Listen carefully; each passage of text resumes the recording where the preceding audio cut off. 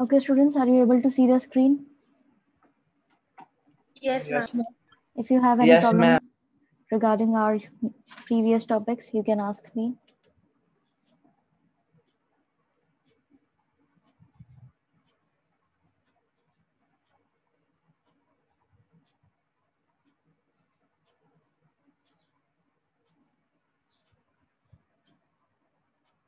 Students, अगर आपको पहले के पढ़ाई टॉपिक्स में कोई दिक्कत आई है तो आप लोग अभी पूछ सकते हैं. No, ma'am. Okay. So we started this topic, the Salt March and the Civil Disobedience Movement, in our last class, and we only completed the first paragraph of it. So we'll continue this topic. Mahatma Gandhi found in a salt a powerful symbol. जैसा कि मैंने आपको last class में बताया था कि महात्मा गांधी जो थे उनको ये लग रहा था कि सॉल्ट जो है वो एक ऐसी चीज है जो हर किसी के रोज डेली लाइफ में यूज होती है, ठीक है.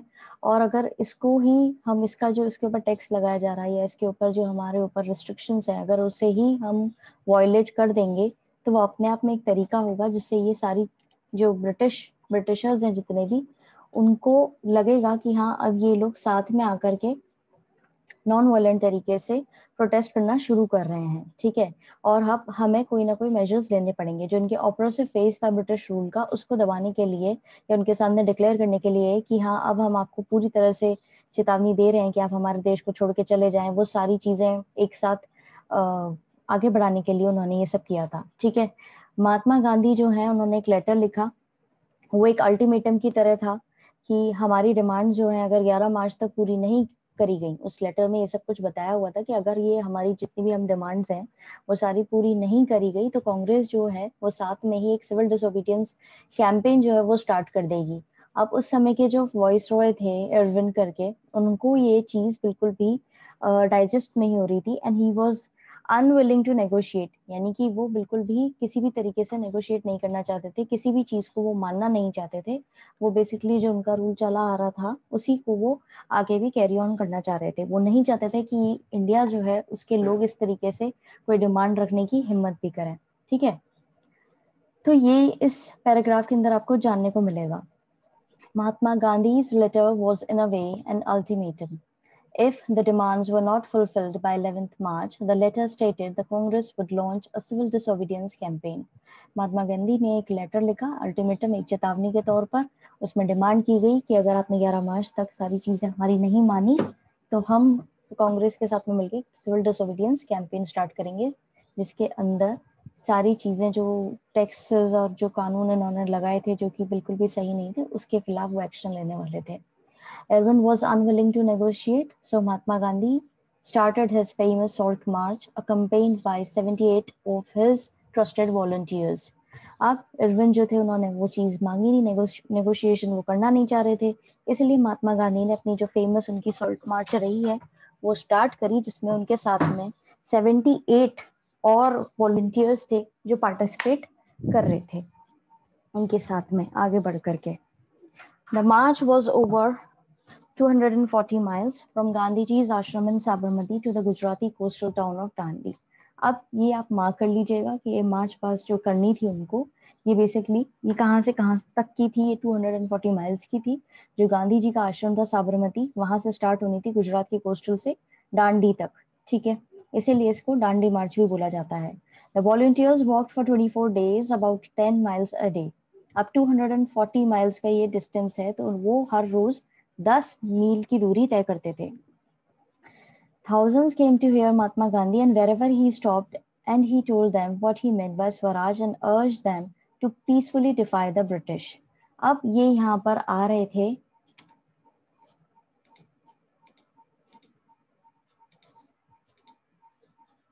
ये यहाँ पर ट्रेवल कर रहे थे और जहाँ भी ये जाते थे तो ऑब्वियस बात है अब ये काफी उस समय में काफी ज्यादा फेमस थे, तो इनका लोग इनको सुनने आते थे. इनके जो विचार हैं, इनकी जो आइडियोलॉजी है, ये किस तरीके से आगे इस चीज को बढ़ाना चाहते हैं, उस चीज को सुनने के लिए लोग बाग आते थे. तो कई हजारों लोग महात्मा गांधी के को देखने के लिए, उनको सुनने के लिए आते थे जहाँ पे ये रुकते थे. और ये वहां पर उनको प्रॉपर्ली बताते थे कि असल में स्वराज है क्या, स्वराज का मतलब क्या है, और ये कैसे हम पा सकते हैं पीसफुली, शांति से, ब्रिटिशर्स को मना करके या उनकी चीजों को डिफाई करके या पूरी तरीके से उनको मना करके कि नहीं आपकी हमारी हम ये कानून जो है हम नहीं मानेंगे, पीसफुल तरीके से, वॉलेंट तरीके से नहीं। तो ये चीजें सुनने के लिए लोग बाग वहां आते थे और उनकी बातों से वो इन्फ्लुएंस भी होते थे और फिर कई लोग उनके साथ में जुड़ते भी चले जा रहे थे। On 6th April, he reached Dandi and ceremonially violated the law manufacturing salt by boiling the sea water. अब ये डेट जो है आप मार्क कर लीजिएगा कि 6 अप्रैल को ये डांडी पहुंचे और वहां पर पूरे विधि विधान के साथ में इन्होंने कानून तोड़ा, ठीक है, सेरेमोनियल तरीके से इन्होंने कानून तोड़ा। और वहां पे कानून तोड़ने के लिए इन्होंने क्या किया था, इन्होंने नमक बनाया था, कैसे, जो वहां का समुद्र का पानी था उसको उबाल करके इन्होंने वहां पर सॉल्ट मैन्युफैक्चर किया था। तो ये एक स्टार्टिंग थी इस पूरे सिविल डिसोबीडियंस पीरियड की, जहां पर इंडियंस जो हैं वो इनके साथ में मिल करके इस चीज को अंजाम दे रहे थे कि भाई अब हम जो है गांधी जी के साथ में जुड़ गए और हमें भी स्वराज पाना है, लेकिन पीसफुल तरीके से। इस पैराग्राफ के अंदर अगर आपको कोई दिक्कत आई है तो आप लोग भी पूछ सकते हैं।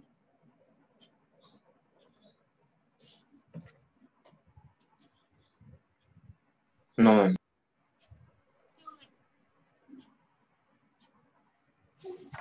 ओके।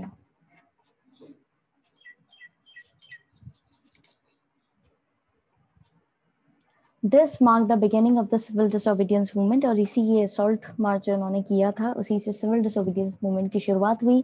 अब ये मूवमेंट जो है कैसे नॉन कॉपरेशन मूवमेंट से अलग था और लोग बाग जो है वो क्यों अब रिफ्यूज कर रहे थे कि कॉपरेट नहीं करेंगे हम लोग ब्रिटिशर्स जो है उनके साथ में, या जो 1921 से 22 के बीच में हुआ था, अब वो कैसे उस चीज के साथ अग्री कर रहे थे कि अब हम कानून तोड़ने के लिए भी राजी हैं। ये सारी ही चीजें जो है अब आपको पता पड़ेंगी। अलग अलग हिस्सों में कंट्री के ये सॉल्ट लॉ जो है ये तोड़ा गया, वहां पे सॉल्ट बनाया गया, गवर्नमेंट सॉल्ट फैक्ट्रीज जो थी उनके सामने प्रदर्शन किया गया और मूवमेंट जो है ये बहुत ज्यादा फैला। और इसके साथ साथ बाकी चीजें जो थी जैसे फॉरेन क्लोथ उसको भी बॉयकॉट किया गया, लिकर शॉप्स जो है उनको भी वही, जैसे कि पहले नॉन कॉपरेशन मूवमेंट में किया गया था वही चीजें वापस से इसके साथ में जुड़ी। लिकर शॉप्स जो थी उनको भी एक तरीके से हटाया गया, उनको भी पूरी तरह से उन्होंने बॉयकॉट किया। पीजेंट्स जो थे उन्होंने रेवेन्यू पे करने से मना कर दिया, चौकीदारी टैक्स जो उन पर लगाया जाता था वो पे करने से मना कर दिया। विलेज ऑफिशियल्स जो थे उन्होंने रिजाइन दे दिया अपनी जॉब से।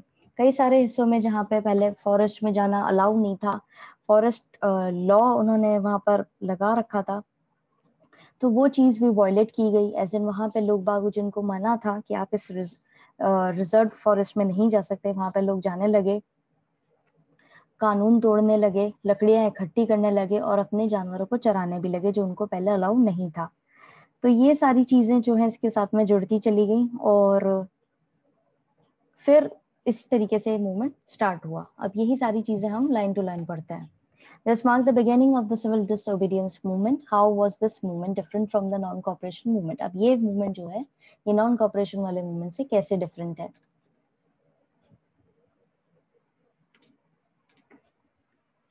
और people were now asked not only to refuse cooperation with British as they had done in 1921 to 22, but also to break colonial laws. अब लोगों को बोला जा रहा था कि आपको कॉपरेट के साथ साथ कानून भी तोड़ने हैं, जैसे उन्होंने पहले 1921 से 22 के बीच में किया था।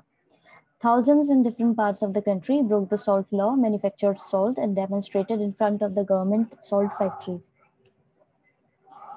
कई हजारों लोग जो हैं अलग अलग हिस्सों में देश के कानून तोड़ रहे थे, ये सॉल्ट बनाने वाला सॉल्ट बना रहे थे और अपना प्रदर्शन कर रहे थे गवर्नमेंट की जितनी भी सॉल्ट फैक्ट्रीज थी उनके सामने। As the movement spread, foreign cloth was boycotted and the liquor shops were picketed, and peasants refused to pay revenue and chowkidari tax. Village officials resigned, and in many places, forest people violated forest laws, going into reserved forest to collect wood and graze cattle. कई सारे हिस्सों में ये movement फैला, लोग बागों ने non cooperation वाली चीजें जो पहले करी थी 21 से 22 के बीच में वही चीजें इसके साथ में भी जोड़ी। वो नमक तो बना ही रहे थे, साथ साथ फॉरेन गुड्स का जो है वो भी बॉयकॉट कर रहे थे। लेकर शॉप्स जो है उनको पूरी तरीके से डिसरिगार्ड कर रहे थे। पीसेंट्स जो है वो रेवेन्यू पे नहीं कर रहे थे, किसी भी तरह का टैक्स पे नहीं कर रहे थे, चौकीदारी टैक्स पे नहीं कर रहे थे, विलेज ऑफिशियल्स रिजाइन कर चुके थे, और यही सारी चीजें यहाँ पर होती जा रही थी कि फॉरेस्ट लॉ जो है वो भी तोड़ा जा रहा था, लोग बाग लकड़ियां भी इकट्ठी कर रहे थे और अपने जानवरों को भी वहां पर चरा रहे थे जाकर के फॉरेस्ट एरिया में, जहाँ पे पहले उनको रोका जाता था। समझ में आया? सेकंड पैराग्राफ में किसी को कोई दिक्कत? No, ma'am.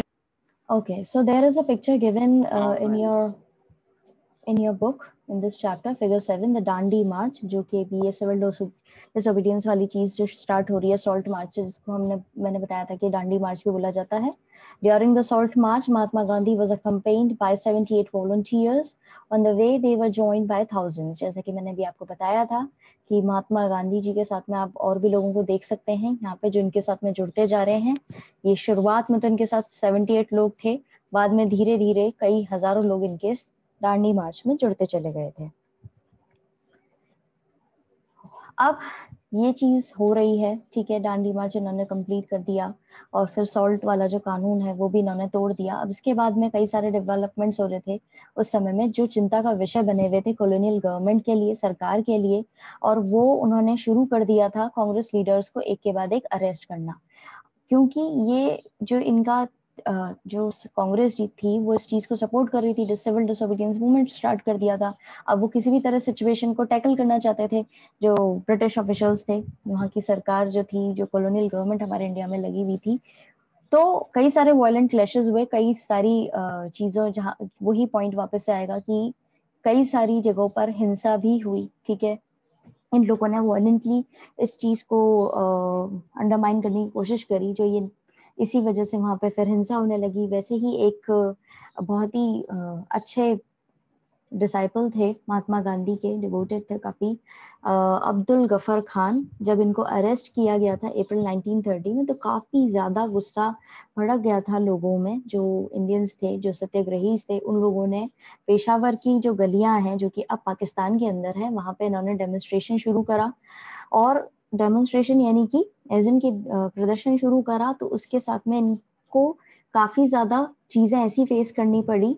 जो सरकार के द्वारा आर्मर्ड कार्स थी जिनमें आर्म्स थे, यानी एज इन वेपन्स थे, उनको फेस करना पड़ा। पुलिस की फायरिंग भी हुई, यानी कि अब वो पूरी तरीके से एक ब्रूटल तरीके से इनको मारना चाह रहे थे और दबाना चाह रहे थे कि किसी भी तरीके से इनका प्रदर्शन रोका जा सके। इसके लिए वहां पर उन्होंने अपनी पुलिस को छूट दे दी थी कि आपको अगर फायरिंग करनी है आप कर सकते हो, आपको इनको मारना है आप मार सकते हो। और ये लोग सिर्फ पीसफुल तरीके से डेमोन्स्ट्रेशन कर रहे थे। कई सारे लोग मारे गए। एक महीने बाद महात्मा गांधी जी को भी अरेस्ट कर लिया गया। इंडस्ट्रियल वर्कर्स जो थे शोलापुर के, उन्होंने पुलिस पोस्ट के ऊपर अटैक करा, म्यूनिसिपल बिल्डिंग्स पर अटैक करा, लॉ कोर्ट्स और रेलवे स्टेशन पे भी। सारी चीजें जो थी वो ब्रिटिश स्ट्रक्चर के अंदर जो जितनी भी आती थी उन सब पर अटैक होने लगे, ठीक है। उनको देखा जाने लगा एक ब्रिटिश रूल की तरह। तो इन सारी सिचुएशंस को टैकल करने के लिए गवर्नमेंट जो है वो कुछ भी करने के लिए रेडी थी। तो उन्होंने ब्रूटल रिप्रेशन, एज इन की ब्रूटल क्रूअल तरीके से उन्होंने इनको दबाने की कोशिश करी। जो पीसफुल सत्याग्रही थे कि शांति से जो प्रदर्शन कर रहे थे, बस मार्च पास्ट कर रहे हैं या एक जगह से इकट्ठे होकर के दूसरी जगह जा रहे हैं, उनको उन्होंने मारना शुरू करा, अटैक करना शुरू करा। विमेन और चिल्ड्रन जो थे उनको पीटा जाने लगा और करीब 1 लाख लोगों को इन्होंने अरेस्ट किया। इस पूरे अब्दुल गफर खान को अरेस्ट करने के बाद का जो पूरा पीरियड है उसमें ये सब चीजें हुई हैं, ठीक है। अब इसको लाइन टू लाइन पढ़ते हैं। Worried by the developments, the colonial government began arresting the Congress leader one by one. अब धीरे धीरे जो सिविल डिसोबीडियंस का डेवलपमेंट हो रहा था, तब कॉलोनियल सरकार जो थी उन्होंने कांग्रेस लीडर्स को अरेस्ट करना शुरू करा। अब इनको अरेस्ट करना इसलिए भी शुरू करा था क्योंकि यही वो लोग थे जिनके द्वारा ये कैंपेन चलाया जा रहा था, इसलिए। This led to the violent clashes in many palaces. अब इसकी ही वजह से काफी ज्यादा दिक्कतें हुई पैलेसेस के अंदर। आई गेस इन्होंने गलत, ये यहाँ पे पैलेसेस नहीं, यहाँ पे प्लेसेस आएगा। कई सारे क्लैशेस हुए थे, हिंसा हुई थी। When Abdul Ghaffar Khan, a devout disciple of Mahatma Gandhi, was arrested in April 1930, angry crowds demonstrated in the streets of Peshawar.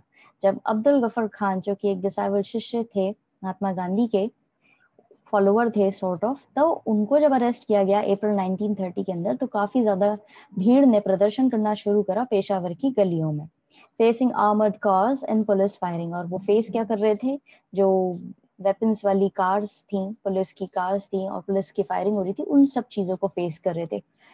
Many were killed, कई सारे लोग मारे गए। A month later, when Mahatma Gandhi himself was arrested, industrial workers in Sholapur attacked police posts, municipal buildings, law courts and railway stations, all structures that symbolized British rule. जब महात्मा गांधी को ही arrest कर लिया गया, तो ऑब्वियस सी बात है कि उनके जितने भी फॉलोअर्स होंगे वो प्रदर्शन करेंगे ही या अटैक करेंगे ही। तो इंडस्ट्रियल वर्कर्स जो थे, बेसिकली शोलापुर के जो थे, उन लोगों ने अटैक करा वहां के पुलिस स्टेशन पर, पुलिस पोस्ट पर, म्यूनिसिपल की बिल्डिंग्स पर, लॉ कोर्ट्स पर और रेलवे स्टेशन पर। जो भी बिल्डिंग सरकार की थी या ये पोर्ट्रे करती थी कि ब्रिटिश रूल के अंडर है या उसको सिंबलाइज करती थी, उन सारे ही स्ट्रक्चर्स पे इन लोगों ने अटैक करना शुरू करा। क्यों? क्योंकि महात्मा गांधी जी को अरेस्ट कर लिया गया था।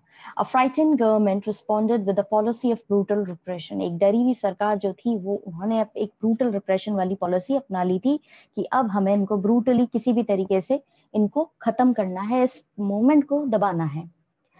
Peaceful satyagrahis were attacked, women and children were beaten, and about 1 lakh people were arrested. ये जितने भी शांति से काम करने वाले सत्याग्रही थे, उनको मारा गया, अटैक किया गया उन पर। विमेन और चिल्ड्रन भी इस चीज में जुड़े हुए थे, तो उनको भी पीटा गया और करीब 1 लाख लोगों को इन्होंने अरेस्ट किया। समझ में आया? इस पैराग्राफ के अंदर किसी को कोई दिक्कत? No, ma'am. No, ma'am. Okay. So there is another picture in figure 8. Police cracked down on satyagrahis in 1930. जैसे कि अप्रैल 1930 की बात हमने यहाँ करी थी, उसी साल से रिलेटेड यहाँ पर एक आपको फोटोग्राफ दी गई है, दिखाई गई है, जिसमें लोग, पुलिस जो है ये सत्याग्रहीज को दबाने की और हटाने की, भगाने की कोशिश कर रही है। और आप देख सकते हैं कि काफी ज्यादा यहाँ पर क्राउड है और कुछ पुलिस वाले हैं जो भाग रहे हैं अपने डंडा लेकर के। In such a situation, Mahatma Gandhi once again decided to call off the movement and entered into a pact with Irwin on 5th March 1931. इस लाइन को मार्क कर लीजिए। जब इस तरीके से वहां पर वापस से वॉयलेंस बहुत ज्यादा हो गया, लोगों को पकड़ के पीटा गया, विमेन और चिल्ड्रन को भी पीटा गया, तब महात्मा गांधी जी जो थे, उनको ये सिचुएशन बहुत ज्यादा फ्राइटनिंग लगी और उन्होंने वापस से डिसाइड किया कि इस मूवमेंट को रोकना पड़ेगा। और फिर वो एक पैक्ट उन्होंने जो इरविन के साथ में किया 5 मार्च 1931 के साथ में, उसमें एंटर करे वो। और वहां पर आगे आपको पता पड़ेगा कि किस तरीके से एक राउंड टेबल कॉन्फ्रेंस जो है वो रखी गई थी, कि गांधी इरविन पैक्ट उसको नाम दिया गया, जिसमें उनको ये बोला गया कि आपकी जितनी भी शर्तें हैं वहां बैठ करके तरीके से बातचीत करेंगे और जितना भी होगा हम उसे फुलफिल करने की कोशिश करेंगे। ये एक पॉइंट रखा गया था और ये सारा जो सिविल डिसोबीडियंस मूवमेंट था, इसको रोक दिया गया था। By this Gandhi-Irwin Pact, Gandhiji consented to participate in the Round Table Conference. The Congress had boycotted the first Round Table Conference in London, and the government agreed to release the political prisoners. अब ये इस चीज पे agree करे कि हाँ भाई, आप सिविल डिसोबीडियंस मूवमेंट जो आपने चला रखा है वो आप उसको रोक दीजिए, यानी कि एज एन रोक दिया गया था क्योंकि ये वायलेंस बहुत ज्यादा हो रहा था। तो इसके साथ में ही इनका एक पर्टिकुलर एक सेम पेज पर ये लोग आए, गांधी और इरविन, और उन्होंने एक राउंड टेबल कॉन्फ्रेंस इनको ऑफर करी और गांधी जी ने अग्री करा उसमें पार्टिसिपेट करना। बाकी जितने भी कांग्रेस लीडर्स थे उन्होंने अग्री नहीं करा, उन्होंने बॉयकॉट करा। पहली राउंड टेबल कॉन्फ्रेंस जो थी लंदन के अंदर, सरकार ने अग्री करा कि हाँ ठीक है, जितने भी आपके राजनीतिक लोग हैं जिनको हमने प्रिजनर की तरह रख रखा है, उनको हम रिलीज कर देंगे। In December 1931, Gandhi ji went to London for the conference. अब 1930 के अंदर ये सारी वॉयलेंस हुई, उसके बाद 1931 में ये पैक्ट जो है उसमें ये एंटर करते हैं, जिसको बोला जाता है गांधी इरविन पैक्ट। ठीक है, 5 मार्च 1931 डेट याद रखिएगा। और उसके बाद में दिसंबर में गांधी जी जाते हैं लंदन इस कॉन्फ्रेंस को अटेंड करने। बाकी जितने भी लीडर्स थे कांग्रेस के वो नहीं जाते, वो बॉयकॉट कर रहे थे फर्स्ट जो राउंड टेबल कॉन्फ्रेंस थी उससे। उसका रीजन आपको आगे पता पड़ेगा कि क्यों उन्होंने इस चीज को मना किया था, बॉयकॉट किया था। But the negotiations broke down and he return disappointed. जब गांधी जी वहां जाते हैं लंदन इस कॉन्फ्रेंस को अटेंड करने, तो वहां पर नेगोशिएशंस किए जाते हैं और गांधी जी वापस आते हैं डिसअपॉइंटमेंट के साथ में, क्योंकि उनके हक में चीजें नहीं हुई इसलिए। Back in India, he discovered that the government had begun a new cycle of repression. जब वो इंडिया आते हैं तब उनको पता पड़ता है कि सरकार ने अलग तरह का दबाव जो है शुरू कर दिया है इंडिया के अंदर. Ghaffar Khan and Jawaharlal Nehru were both in jail. अब गफर खान और जवाहरलाल नेहरू भी जेल में थे. The Congress had been declared illegal. अब उन्होंने जो नई साइकिल जो उन्होंने रिप्रेशन की शुरू करी थी वो ये थी कि यहाँ पर उन्होंने यहाँ के मेन लीडर्स जो थे गफर खान और जवाहरलाल नेहरू उनको जेल में डाल दिया है. कांग्रेस जो है उसको इलीगल डिक्लेयर कर दिया कि ये एक इलीगल पार्टी है और कई सारे मेजर्स जो है वो उन पे इम्पोज किए जा रहे हैं जिससे इनकी मीटिंग्स रोकी जा सके, इनका जो डेमोन्स्ट्रेशंस है वो रोका जा सके और जो ये बॉयकॉट कर रहे हैं उस चीज को रोका जा सके. फिर इसके अंदर ये सारी जब उन्होंने नई नीतियां अपना ली और नए तरीके उन्होंने शुरू कर दिए तब उनको लगा कि ये चीज तो है सही नहीं है और हमें सिविल डिसोबीडियंस मूवमेंट वापस से लॉन्च करना पड़ेगा और ये तभी कुछ हो पाएगा, इस चीज में तभी कुछ स्पीड अप हो पाएगा कि हमें इन लोगों से आजादी मिले, क्योंकि ये तो हमें बस एक तरीके से इनफॉर्मल तरीके से बोला जाए तो ये हमें सिर्फ झूठी तसल्ली या झूठे वादे करते हैं. ठीक है. Ghaffar Khan and Jawaharlal Nehru were both in jail. The Congress had been declared illegal. A series of measures had been imposed to prevent meetings, demonstrations, and boycotts. With great apprehension, Mahatma Gandhi relaunched the civil disobedience movement.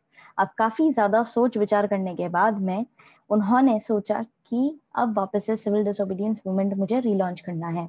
For over a year, the movement continued, but by 1934, it lost its momentum.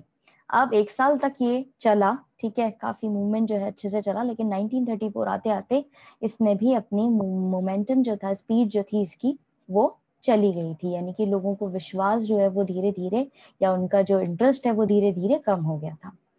समझ में आया इस paragraph में किसी को कोई दिक्कत?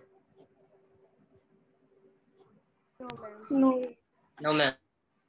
Okay, so that's it for today. आज हम इतना ही करेंगे. We are running out of time. Kindly read the chapter. जितने भी topics हैं इसके अंदर, go through them and collect up your problems related to this chapter, and we'll discuss all of your problems in tomorrow's class. Have a nice day ahead, students. God bless you all. Thank you, ma'am.